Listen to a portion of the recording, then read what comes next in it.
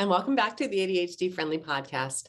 I'm Patty Blinderman. I'm an ADHD coach with over 10 years experience, and my passion is finding ADHD-friendly tips, tools, and resources that level the playing field in favor of my ADHD brain wiring, and I bring them here and share them with you in the hopes they do the same for you.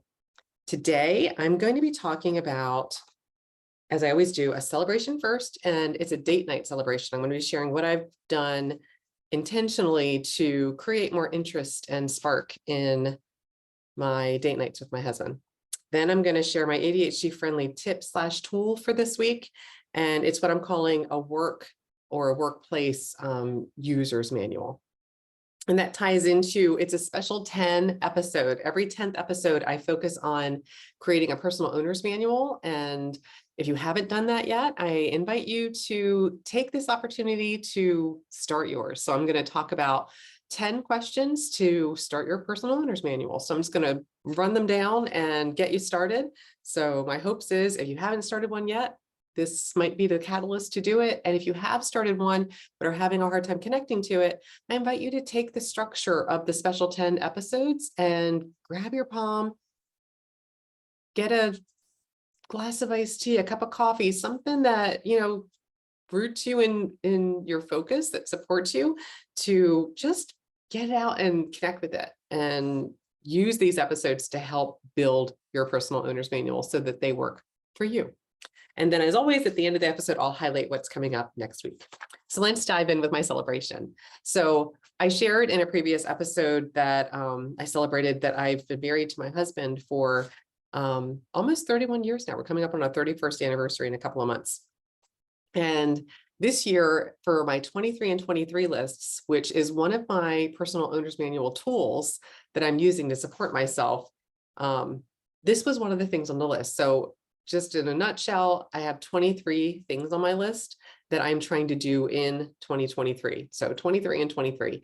And one of the things I'm trying to do is have 23 experiences with my husband. So we, try to schedule date nights pretty frequently, at least a couple of times a month, ideally every week, but we're shooting for twice a month, having an experience. So, something that's a little bit less forgettable, a little more sticky in my brain to hold on to and remember as I recall the date night, so they're not all just kind of blending because we're doing the same old. So this month, one of our experiences that I'm celebrating is we signed up for a pottery wheel class together. And I'm holding up a picture. If you are listening to this podcast, I invite you to check out my YouTube channel, ADHD-Friendly podcast, to see any visuals that I reference in this episode. But here they are. We made 6 bowls. You can see 5 of them here. We had such a good time. They're being fired, and then we're going to go back and paint them, and then they'll fire them again. And then we'll have, hopefully, if none of them explode or get broken in the process, we'll have 6 bowls that we made with our own hands. It was super fun. It was definitely an experience.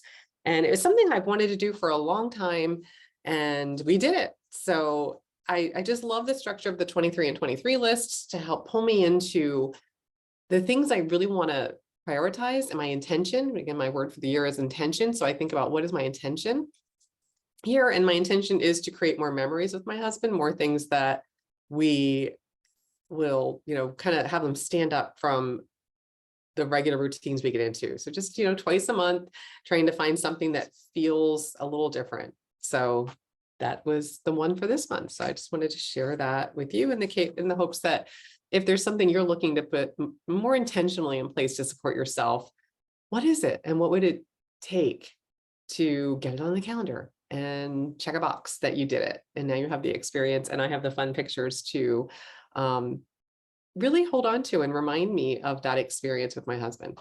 All right, so that takes me to the next item up for bids, and that is my ADHD-friendly tip and tool. And again, since this is a special 10 episode, again, I'm focusing on all things personal owner's manual. And this is, for my main topic, I'm going to be talking about the 10 questions to start your owner's manual. But what if you need something to support yourself in the workplace? Or, you might be an employee, you might be a manager who's overseeing employees. You might just be trying to get along with your coworkers. So a user's manual for work is a tool that can be really helpful in navigating the work environment with more ease. This is something, there's lots of versions out there. This is actually much more common than an actual owner's manual. A user's manual, which is the term typically used in the workplace. You can find lots of examples online. I'm just going to pull back and share some questions to consider if this feels like something that could support you with more ease in your workplace. So the first question, I'm going to ask you to consider 8 questions here, and I'm just going to run them down. The first one is, what time of day do you work best? So are you an early bird and you'd rather do, things that require a lot of thought or energy in the morning, or do you take a little while to get started and you need to, kind of ease in? If you have flexibility in your work schedule, maybe taking that into consideration. If you don't, maybe, flexibility in the tasks, focusing on the things that work better with the energy you have at different times. So what time of day do you work best? Number 2, what are the best ways to communicate with you? What are the worst ways to communicate with you? Some people don't like to be talked at. They're like, can you just put it in an email or text me and I'll look at it when I have a chance? Other people, don't want more things cluttering their inbox. So identifying what's the best way to communicate with you and letting other people know so that the way they're doing it is working better for your brain. Number 3, what time do you prefer to be contacted? So we talked about what time of day is best for you, but when you think about being communicated with, if somebody's going to ask you a question or run something by you, what's the best time of day for them to do that? I always say, morning is best for me. The later in the day you ask me, depending on what you're asking, I might need to wait till the next day until my brain has a bit more energy to process it. But I also have boundaries around my time. So I won't answer work inquiries that come in after hours during the week or on weekends. They'll be addressed the next business day. So when you think about the time you prefer to be contacted, what works best for you, and how do you let people know that so that they're reaching out at the time that does work? And then number 4, how do you do with deadlines? So some of us can feel like the pressure and deadlines can kind of shut us down and overwhelm us. For others, it can be impossible to start without the urgency of a deadline. So I'm the latter example there. And if I don't have somebody to be accountable to a project at a specific time, I really struggle to get started, and getting it across the finish line is almost impossible. So I ask for benchmarks or deadlines. Even if it's not urgent, I need a date to get back to you by in order to get started. So when you think about what works for you, how do deadlines work for you? What do you need or not need when it comes to those so that you're meeting the expectation of the deadline? Number 5, what irritates you? So if you're working in an office environment or a place with other employees around, what are the things that will absolutely drain your energy and just make it really difficult to work? It could be that, and some things may not be able to be changed. So you might be looking for, how can you tolerate that with more ease? But some things you might be able to change. So it might be that there's a really loud clock that you just can't ignore. Or I know for me, if there's a strong cologne or perfume, I have allergies and it gives me a headache and it just makes my nose run. And I just feel terrible. So, I would maybe let it be known, if you can avoid it, great. But, I don't want to tell you what to do, but please don't be offended if I go work in the conference room or something, if somebody has on a strong fragrance that I just can't tolerate. So knowing what irritates you so you can communicate that, again, in advance is often better for us than in the moment, when if it's a trigger, we might have a harder time managing our emotion and get frustrated. So if we can say in advance, say, hey, if anybody here, doesn't have a problem with me wearing my noise canceling headphones, the clock's a bit loud for me. If you need something, just kind of tap or send me an email and I'll see it come up on my screen, whatever it is. How can people earn a gold star from you? So this might be, I always say, not expecting people to read your mind. So if you're the manager or if you're an employee, what does it take for you to be oh my gosh, I so appreciate that you really went the extra mile there. What does that look like for you? And the seed off plant here is, don't expect people to read your mind. I know that that's a common thing we tend to do, oh, they should just know, or they'll figure it out if it really means something to them. Let's make it easy. Tell them what it is that would earn that gold star. Number 7, what are your stress tells? And by tells, I mean, just like in gambling, when somebody's playing poker and people look for, if they have a really good hand, maybe they do a little, kind of subtle smile, or maybe they lean back in their chair because they're feeling relaxed and confident. Or maybe if they have a bad hand, they, maybe they scratch their face or something. We all have little tells. And when you think about your stress tells, what does that look like? So you can communicate with people, because in the moment you may not be fully aware of it, but if you let other people know what they are, they might recognize this isn't a good time to ask them a question. I'll come back. And so my example is when I'm stressed, I tend to like raise my shoulders. I kind of get what I call small and kind of like into myself. And when I recognize it, especially this is one of the helpful things of Zoom, I can see it and I'm like, oh my gosh, stood up. I take a deep breath and I recognize it. So what are your tells? What are the things you do? Do you like, kind of like rub your face when you get stressed, scratch your hair? What does it look like when you're calm? What does it look like when you're stressed? And the last question, what do people misunderstand about you? So there might be things that you're working on. So my examples for this is going to be, let's say like you're running late a lot. You might get ahead of that and say, hey, sometimes I might be late to meetings, but I want you to know it has nothing to do with my appreciation of your time. And I value everything that you're sharing. I just really struggle with time, but I'm working on it. And so I hope to continue improving that. But I just wanted to make sure that you knew it wasn't that I don't respect your time. Getting ahead of things and making it clear so that there's not a misunderstanding can be a really helpful thing in the workplace. So what would you want to make sure that somebody isn't misunderstanding about you? Or like my example is always, I tend to be a little shy and quiet when I first meet people, and people can take that as I'm not interested in talking to you. And I guess that could be the case, but more times than not, it's really not. It's just, I kind of sit back and am more quieter in environments where, especially new environments where I don't know people. But usually I would love to talk to someone if they would talk to me first. I'm just not usually the first person that's going to to strike up a conversation. So I would say the misunderstanding would be that people think I'm not interested or wouldn't want to talk to them. And that's really not true.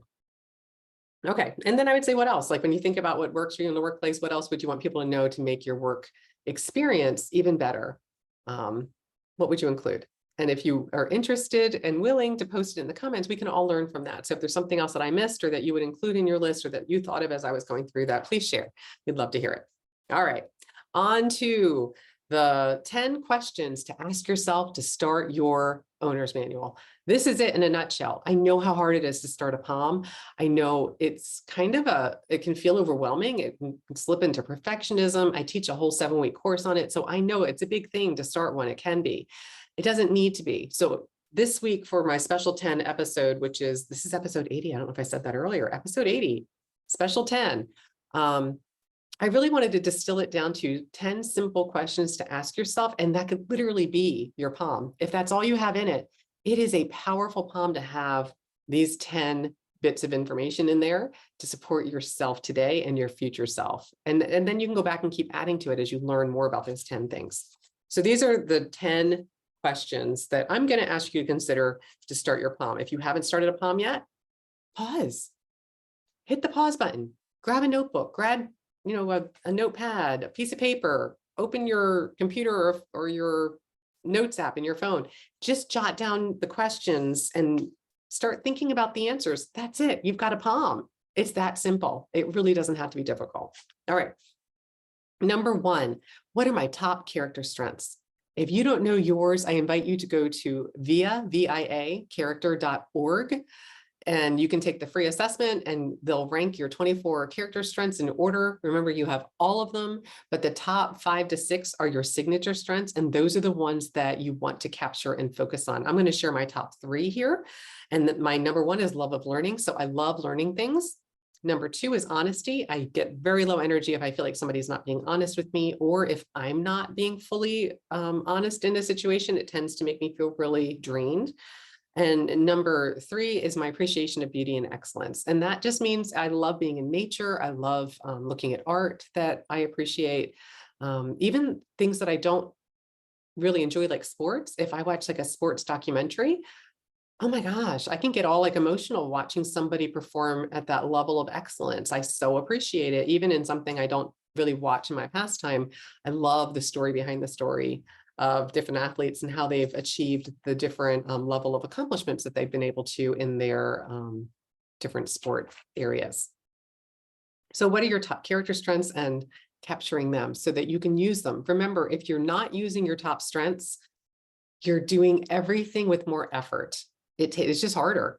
If you're using your top character strengths, you're automatically building energy, and it's making it easier to do the things that you want to do each and every day. So that's number one. Number two, what accomplishments am I most proud of? Just start listing things that you're proud of. Go back as far or as recent in memory as you need to capture them. Whenever another one occurs, you go back to your owner's manual and add it. The more things you have, the more you can look at them and see patterns for, oh, what went into making all of these things happen? You'll be able to see the strengths you used, the perseverance you have, the bravery it took to do them. So my examples are, I've shared at the top with my date night. My husband and I have been married, we're going on 31 years now. I am more proud of that than anything else. It's the longest thing I've ever sustained in my life. We work hard at our marriage. It's not something that either one of us takes for granted. And I'm so, so grateful that I picked well without even really knowing a lot. We got married really young. But it's something that I really appreciate, and I'm super, super proud of it. And I don't take it for granted. So it's the accomplishment I'm most proud of, and we have 4 amazing kids, and just, brings me so much joy that we did it. We've raised our 4 kids. Our youngest is a senior in high school. So it's like so close to that finish line where I'm like, we're like succeeding, and at least, getting them to adulthood without doing something catastrophic with them. Number 2, graduating from college is a huge sense of accomplishment for me. I had a lot of people that never really supported me to go to college, didn't really talk to me as though that was something that I should try to do, or tried to talk me into doing a 2-year degree instead of going for a 4-year program. And it finally was something I just was like, no, I wanted to be a teacher. I wanted to be a special education teacher. And I wanted it badly enough that even though I never had an intention of going to college when I was in high school, it became the thing I wanted. And almost, that kind of ADHD tendency that we have sometimes to kind of prove them wrong. But what I found was that I loved it. And I learned that I love learning if I'm learning the things that interest me. What I didn't love about school was they were telling me what to learn and how to learn it and what to learn and memorize and But college, I really got to pick the things that I wanted to learn. And it was a whole new experience. And I'm just super proud that I did it. So it's a very big sense of accomplishment when I see it in my POM on my list. So I just want to share those examples and invite you. They don't have to be really big ones like that. They could be a sense of accomplishment that, you've established a regular sleep routine, or you've started flossing your teeth, whatever it is. If it's a sense of accomplishment to you, that goes on your list. Number 3, what people, places, activities, music, etc. build your energy and drain your energy. This is what I call my energy builders and my energy drainers lists. Super important to know what builds up your energy. So if you're feeling low energy, it's really hard to think of something in the moment when you're not having a lot of energy. If you already have a list, you just go to it and be like, oh, that's right. I have like a playlist with lots of songs that build my energy. I have little video clips I can play that are all collected in one place that I can just, go through them. I have pictures that build my energy. Anything that works for you to build your energy, I would encourage you to collect. And same thing with drainers. There might be certain people that drain your energy, certain environments that drain your energy.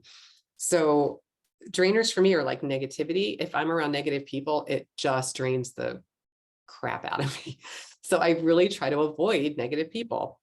I like to avoid heat because heat doesn't, it just makes me feel yucky. So it drains my energy. I don't like crowds. So I like to go off times. I'll look at like Google to see like, the high peak time for different stores, because I don't want to be there when there's lots of people, because it just takes more energy from me. I also don't like clutter. So if I know that, if I'm starting to feel low energy, I might just look around and be like, okay, I'm not really, noticing if it's actually draining clutter in the moment, but once I clear some clutter, I always feel better. So I know that works for me. So what are your energy builders and what are your energy drainers? Number 4, how do I manage expectations?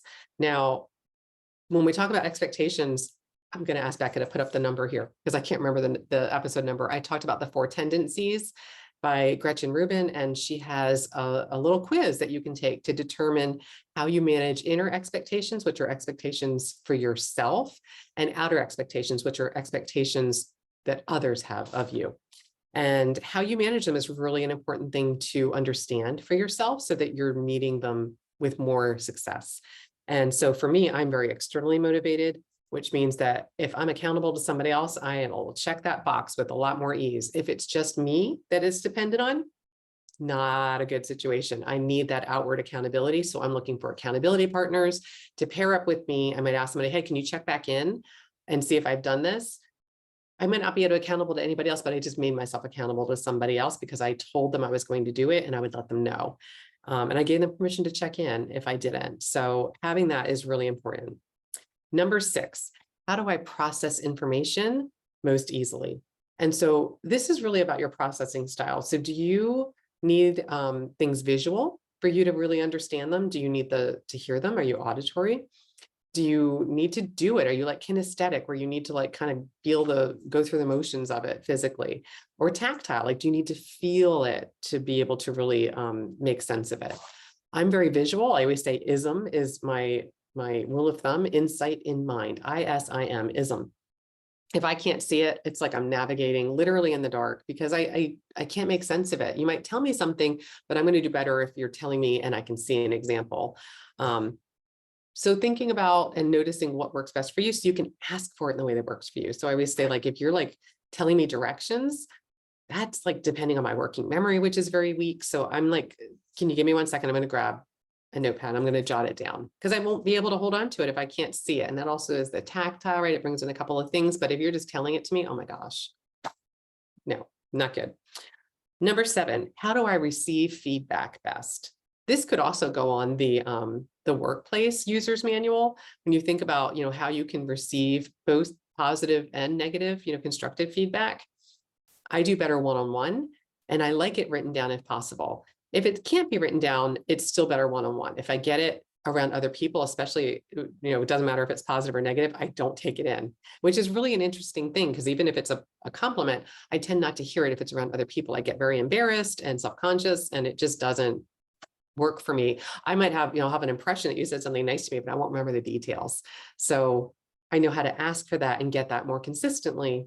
So just like when I ask you to like reach out to me if you have questions or post comments in the podcast episode, that works for me, but it always still works for me if it stays positive. Not that it, you know, you can't have constructive feedback, like, oh, it'd be great if you did this, but if it was just negative, that wouldn't work as well for me. And I wouldn't be able to take it and use it as easily and incorporate it into making changes. So ask for what you need in the way you need it.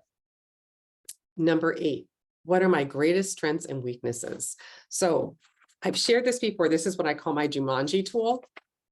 If you've ever seen Jumanji, it's where The Rock, Dwayne Johnson is, you know, each of them have like this like thing they tap and it shows a little visual of their strengths and weaknesses. And I loved it so much, I made one for myself. So again, I'm just holding up a picture of mine where I list my strengths on one side, which are honesty, reading and learning, zest, time management, visual tools, planning, weaknesses, heat, confrontation, negative emotions, working memory, sense of direction. So again, it's a fun way for me to acknowledge my strengths and weaknesses without beating myself and getting down on myself. So I love a playful way to kind of highlight, to remember them so that if it's just not in my wheelhouse, I can say that. And if it's going to get in my way where I'm like, you know what, you guys are working outside today, it's a little warm for me.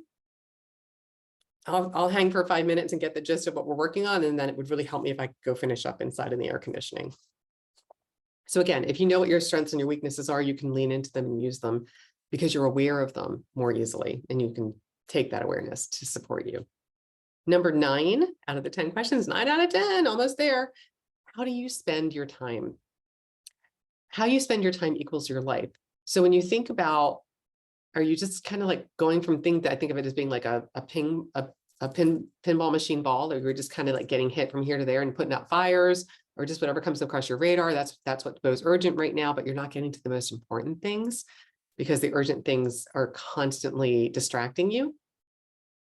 Or are you spending your time exactly the way that you'd want to most of the time? So it feels really good that you've got tools and awareness in place that how you spend your time is exactly how you intend to spend your time, and it aligns with your values and your goals. So how do you spend your time? Keeping in mind how you spend your time equals your life. So I've shared in the past few episodes examples of how I'm using my 23 and 23 lists. I'm structuring like my passion for knitting into staying really focused. So far, I'm knock on everything, right on track this year to focus. I'm on focusing on socks and sweaters, and that's it. There's lots of sparkly things I could make and I could learn how to make, but I know myself to know enough that if I go too wide in my interests, I'm just going to get frustrated and I'm not really going to learn anything that I can continue building on. So it works for me to kind of narrow it in and define what's most important to me so that I can navigate from there. So that's number 9. Last but not least, number 10, and this is my sparkly question that I would include. What do I still want to learn?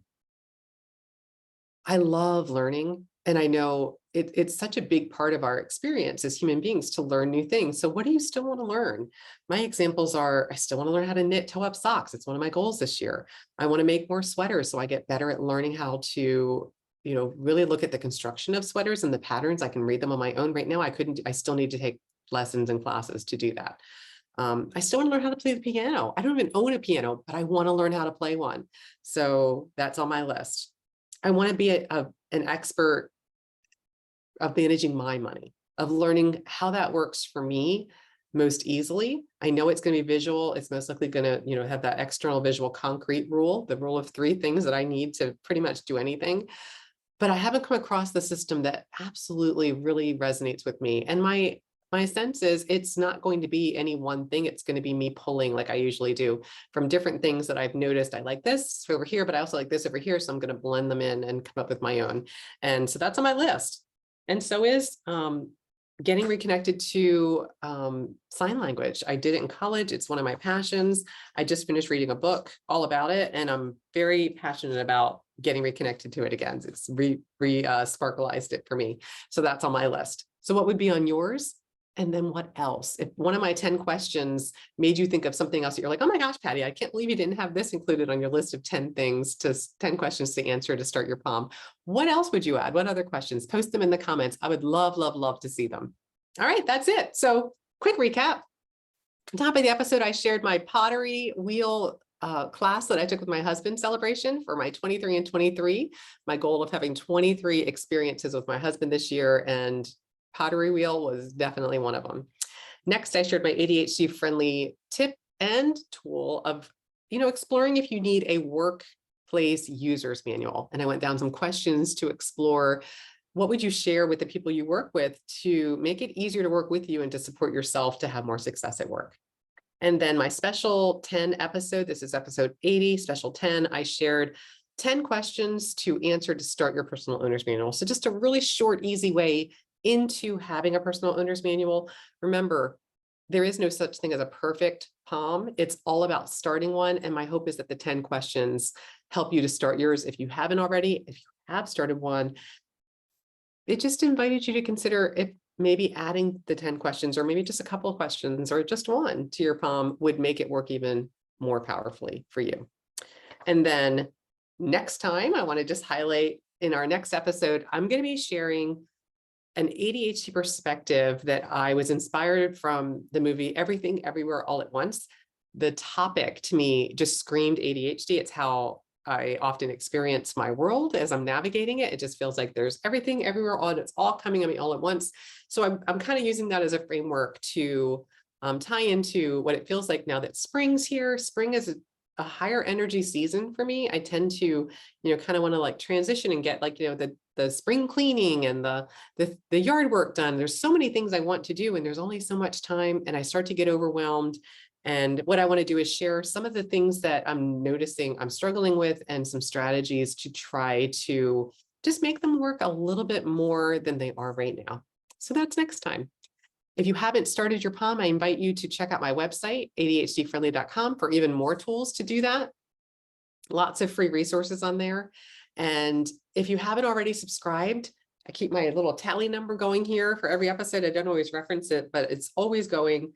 And thank you so much for taking the time to subscribe if you have already. If you haven't, I invite you to consider it. Rate and review wherever you review. And please share this episode if there was something in it that resonated with you. That's how people find me most often. That's it for now. Until next time, tally ho.